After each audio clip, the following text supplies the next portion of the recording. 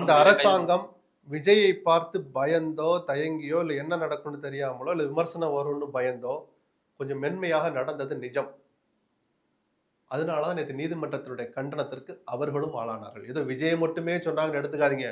மதுரை உயர்நீதிமன்ற கிளையும் இந்த அரசாங்கத்தின் தலையில கொட்டியது நீதிபதி செந்தில்குமாரும் தலையில கொட்டியிருக்கிறார். நான் தீர்ப்பு தர்ற வரைக்கும் நீங்க வெயிட் பண்ணுவீங்களா? நீதிமன்றம் தலையிடுற வரைக்கும் வெயிட் பண்ணுவீங்களா? சட்டத்தின் முன்னாடி எல்லாரும் சமந்தான். எல்லாரும் சொல்ல அந்த மென்மை நீங்க சொல்ற வார்த்தை காரணம் தெரியல. உங்களால ஏதாவது கணிக்க முடியல? இல்ல ஜெயலலிதா கிட்ட இருக்கிற துணிச்சல் ஸ்டாலின் இதுக்கு என்ன கணிப்பு வேண்டி கிடக்கு? இதை நான் 100 தடவை சொல்லியிருக்கேனே. சட்டம் ஒழுங்கு அமல்படுத்துற விஷயத்துல உங்களுக்கு துணிச்சல் பத்தாது. எத்தனையோ தடவை சொல்லிட்டு இப்பயும் சொல்றேன். எதுக்கு மென்மை? சட்டத்துக்கு முன்னாடி எல்லாரும் ஒண்ணுதான். அது மாதிரி ஊடகங்களுக்கு நீங்க அரசு விஜய்ன்னு சொல்லாதீங்க. மாதேஷ் உட்பட எல்லாருக்கும் பொறுப்பு இருக்கு.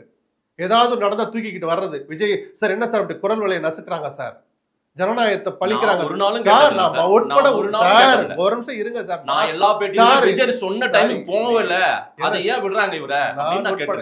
நான் உட்பட ஊடகங்களுக்கு பொறுப்பு, மாதேஷ் உட்பட ஊடகங்களுக்கு பொறுப்பு இருக்கு. எல்லாரும் கேள்வி கேட்போம்னா மாதேஷ் கேட்கணும்னு அவசியம் இல்ல. மாதேஷ் அங்க வைக்கிற ஊடக குடும்பம், லக்ஷ்மணன் அங்க வைக்கிற ஊடக குடும்பத்துக்கு தான் அந்த பொறுப்பு இருக்குங்கிற.